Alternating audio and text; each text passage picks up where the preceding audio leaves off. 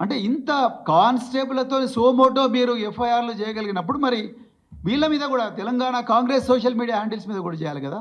ఆ గౌతమ్ పోతగోన్ అంటే ఆయన ఏం పాపం చేసిండు? డైరెక్ట్గా ఆయన మీద ఒక అమ్మాయి అత్యాచారం అని చెప్పేసి అంటా ఉన్నారు. ఆయన పోయి కంప్లైంట్ ఇస్తే నా మీద ఇంత ఘోరంగా అపవాదులు వేస్తున్నారు, కంప్లైంట్ ఇస్తే మరి తీసుకుంటలేదు. Where is a fairness? ఎక్కడుంది right to equality? Article section 173 BNSS ఏం చెప్తున్నది? Every citizen has a right to have FIR registered. Lalitha Kumari versus state of UP 2014లో గొప్ప జడ్జిమెంట్ వచ్చింది. ఏ సిటిజన్కైనా పోలీసుని పోతే ముందు ఎఫ్ఐఆర్ ఇష్యూ చేయండి, దాని తర్వాత ఇన్వెస్టిగేట్ చేయండి, తప్పని రాయండి, రైట్ అయితే మీరు అరెస్ట్ చేయండి అని చెప్పిండ్రు. మరి ఎందుకు మీరు చేయడం లేదు?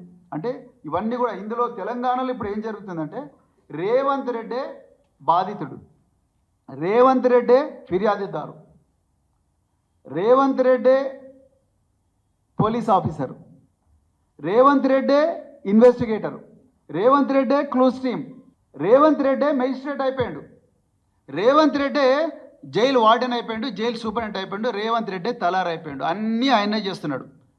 తెలంగాణలో 3.5 కోట్ల మంది ప్రజలకు ఏమీ అందరూ సంతోషంగా ఉన్నారంట. ఒక రేవంత్ రెడ్డి మాత్రమే బాధితుడుగా, నేను బాధితుడుగా ఉన్నా, నేను ముఖ్యమంత్రిని, నేను హోంమంత్రిని, నన్ను అనవసరంగా జైల్లో పెట్టిండ్రు, నన్ను అనవసరంగా 16 రోజులు చీకటి నరకకూపంలో పెట్టిండ్రు అని అబద్ధాలు.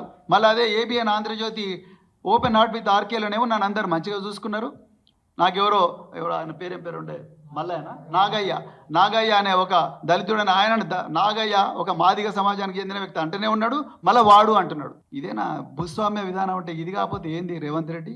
ఒకవైపు ఏమో నాగయ్య నాకు మంచిగా వంట వండిండు అంటావు, ఇంకోసారి వాడు అంటావు, రెండోదేమో నేను పైన కూర్చున్నా వాడు కింద కూర్చున్నాడు అంటావు.